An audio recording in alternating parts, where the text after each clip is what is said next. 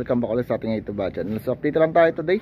Bali kanina, so nagwelding si Foreman. So natapos na yung isang grills natin para sa bintana. So ito yung ating finished product. Ayan. So pa-primer na lang yan. Then patungan ng ulit ng pintura na blue. Okay. Then ito naman yung kasunod na ginagawa niya. So almost rin, mga brace na lang din yung kulang natin dito. Then dito naman mga master, bali continuation lang ako ng pagta-tiles. Ayan. So patapos na rin naman. So ito yung kabilang side niya. So ito yung okay na.